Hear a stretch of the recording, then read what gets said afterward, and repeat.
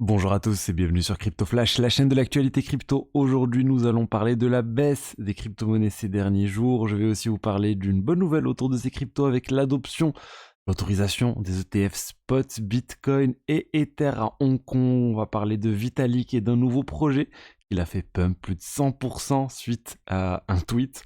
Je vais vous parler de plein d'autres sujets, d'une banque allemande qui se lance aussi dans la crypto, de Solana, d'Uniswap, de plein d'autres sujets. Tous les jours, le meilleur de l'actualité crypto. N'hésitez pas à vous abonner et activer la cloche pour ne rien rater. Alors tout de suite, le cours des crypto-monnaies, Bitcoin 63 000 $, moins 1,6%. Ether, légère baisse maintenant, moins 0,01%. Ça a beaucoup bougé ces derniers jours. On va voir rapidement, regardez, le cours des cryptos et le cours du Bitcoin. Et sur les 7 derniers jours, on peut voir que ça a commencé à baisser là. Autour du 12 avril, on est passé de 70 000 $ à 67 000 $. Et c'était à peu près là où j'ai sorti ma vidéo. Avant la deuxième chute, j'avais sorti 67 000 $. Je vous ai dit, ça baisse, on ne sait pas trop pourquoi ça baisse. Et juste après que j'ai dit ça, il y a eu cette fois une grosse chute suite à l'annonce à des tensions géopolitiques entre l'Iran et Israël. Il y a eu l'annonce des drones qui ont été envoyés vers Israël. Et du coup, les gens ont craint vraiment le pire avec potentiellement une troisième guerre mondiale ou que ça commence à faire de l'escalade au niveau de la région. Et du coup, il y a eu de l'incertitude et qu'à ce type de choses, généralement, les marchés paniquent, les marchés boursiers ont pas paniqué, on va dire, les marchés crypto aussi. Il y a eu cette forte chute des cryptos. Et depuis, on n'est pas encore totalement remonté. Donc voilà ce qui s'est passé ces derniers jours, on va dire, sur le marché crypto. On a eu l'or et le Pax Gold qui a lui à pump. Donc en temps de crise, les gens se sont tournés, en tout cas ponctuellement, vers le stablecoin en dollars, on va dire, le Pax Gold. Et il s'est rapproché des 2700 $, même selon CoinDesk, on s'est même rapproché des 2900 $, qui est beaucoup plus élevé par rapport au prix réel, on va dire, de l'or. Et là, là, ça continue quand même d'être un niveau pas mal élevé.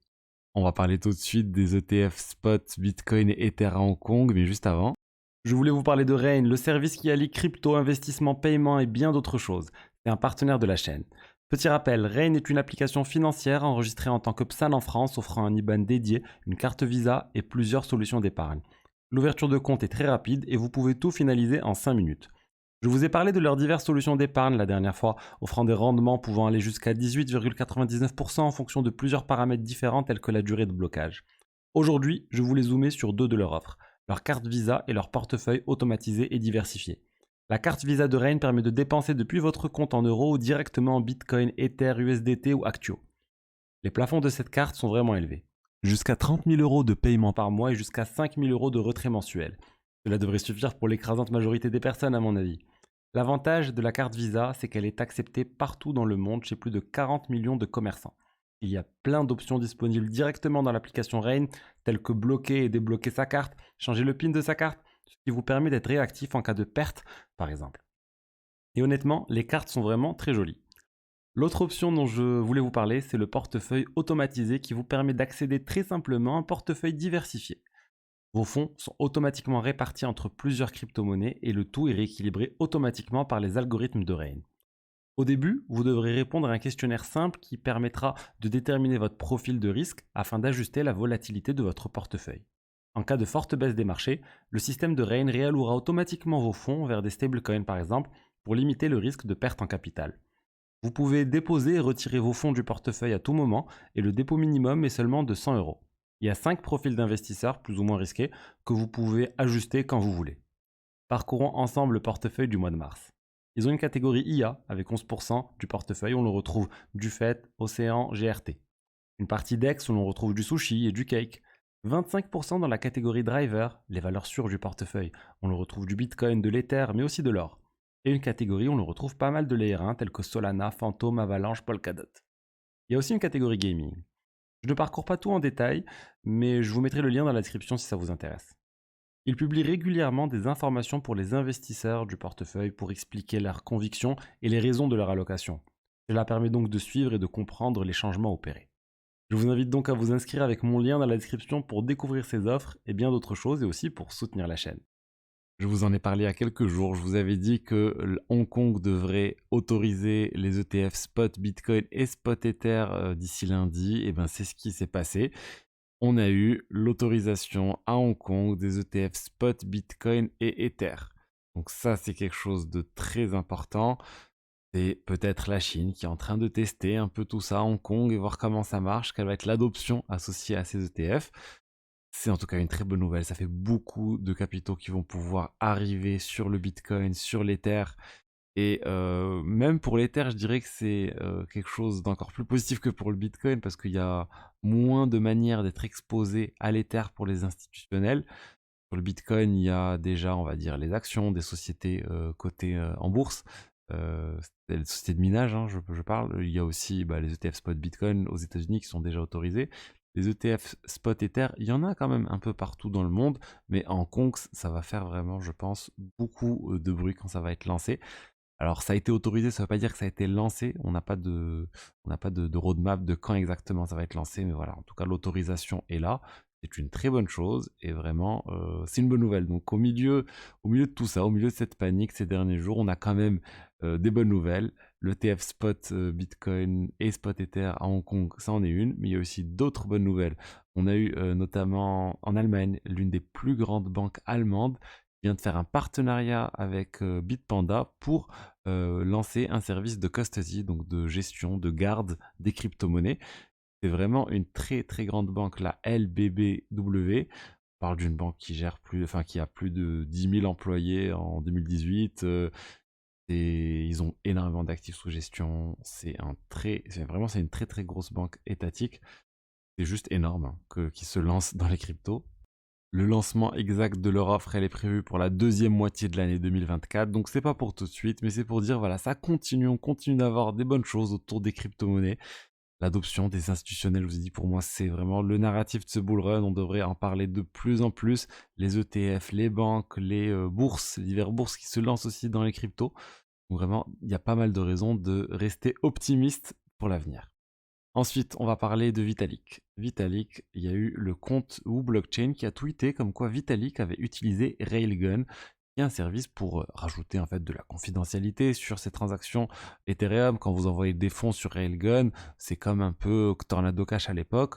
Ensuite, les gens qui veulent suivre vos transactions, ils perdent la trace de votre transaction et vous pouvez ensuite faire ce que vous voulez depuis ces comptes-là. Et c'est ce que fait Vitalik. Il a transféré dans les 325 000 dollars sans Ether vers Railgun. Et a priori, c'est quelque chose qu'il fait régulièrement. Et Vitalik a tweeté en disant bah oui, la privacy, c'est normal. La vie privée, la confidentialité de nos transactions, c'est quelque chose de normal. On a droit à ça. Et Railgun utilise le protocole Privacy Pools, dont je vous avais parlé il y a quelques temps, quand ça avait été lancé. Vitalik est même un des auteurs de ce papier qui permet en fait d'avoir de la confidentialité sur ces transactions tout en trouvant un certain équilibre avec la compliance et le fait de ne pas permettre à des entités connues pour être malveillantes de pouvoir mélanger leurs fonds avec les fonds d'utilisateurs qui ne sont pas du tout malveillants, qui ne sont pas des hackers, qui ne sont pas les divers groupes de pirates. Donc c'est quelque chose que Railgun a mis en place. Personnellement, j'ai aussi déjà utilisé Railgun et ça marche vraiment bien. Je l'avais fait pour essayer de... Pour d'airdrop, je voulais pas lier un même wallet à plusieurs autres wallets. J'ai fait ça sur Railgun. Ensuite, j'ai réalisé divers transferts. Plein d'options possibles pour ce type de... Il y a plein de raisons d'utiliser Railgun. Et ça serait dommage que ça soit de nouveau bloqué, comme l'a été Tornado Cash un peu partout. Et voilà, je pense pas qu'ils vont aller mettre Vitalik en prison quand même pour ce qu'il a fait sur le protocole Privacy Pools. De toute façon, c'est pas lui qui est derrière Railgun, mais le token Railgun a énormément pump et suite à ce tweet. Regardez, hausse de 128%. On est passé de 0,56 dollars à presque 1,5 dollars à un moment. Là, on est 1,6. Market cap de 72 millions de dollars pour ce token Railgun. Et je pense pour moi, il a une réelle utilité, en tout cas le service Railgun est réellement nécessaire pour pouvoir apporter cette dose de sécurité, de confidentialité qui n'est pas présente par défaut sur Ethereum, qui est présente sur d'autres blockchains tels que Monero, mais c'est pas par défaut sur Ethereum et j'espère que ça va continuer à se développer ce type de service. Ensuite, Solana et les problèmes de congestion, les problèmes de saturation du réseau Solana. C'est bon, on arrive sur la fin, je vous avais dit, le patch est en train d'être déployé là par les divers validateurs. C'est bon, il y a une autre mise à jour aussi qui arrive dans les prochains jours qui devrait encore améliorer tout ça. Bref, Solana, ils sont vraiment en train d'essayer d'arrêter tous les problèmes qu'ils ont. Mais voilà, ils ont encore un peu de mal. Ensuite, je voulais vous parler d'Uniswap. Uniswap, les frais sur le site web d'Uniswap, donc le plus grand exchange décentralisé au monde, eh ben, ils ont augmenté les frais. On passe de 0,25% alors qu'on était à 0,15%. Ils le passent sur quasiment tous les trades. Je rappelle que ces frais, ce ne sont pas des frais qui vont aux détenteurs du token Uni ni même au DAO Uni. C'est des frais qui vont directement dans la poche d'Uniswap Labs, la société américaine qui est basée à New York ou dans les environs. Donc c'est une manière pour eux de gagner de l'argent. Ça veut dire qu'ils vont pouvoir continuer de développer Uniswap et autre chose, mais c'est pas de l'argent qui va vraiment aux détenteurs du token Uni. Ça, c'est quelque chose qui fait aussi polémique. On s'attendait à qu'il y ait plus ce partage de revenus avec les détenteurs du token Uni. Ça viendra dans un second temps.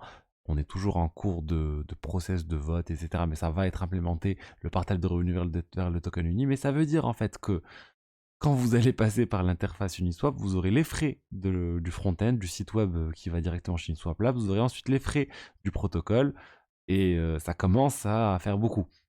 Après, ces frais qui sont directement pris par Uniswap Labs, vous pouvez complètement vous en passer. Il suffit d'utiliser des agrégateurs d'exchange tels que OneInch, Paraswap, CoSwap ou autres et vous contournez totalement ces frais-là. Donc vraiment, pas de raison de faire du trading directement sur Uniswap, vous payez des frais en plus. Après, je dis ça, mais je sais qu'il y a beaucoup de personnes qui réalisent aussi du trading sur MetaMask avec l'option de swap de MetaMask qui, elle, prend beaucoup plus de frais. On parle de 0,85%. C'est juste énorme, quasiment 1% de frais pour chaque trade. Vraiment, c'est très très cher pour ce que c'est, pour ce que ça apporte. Il y a plein d'agrégateurs qui font ce type de choses pour beaucoup moins cher.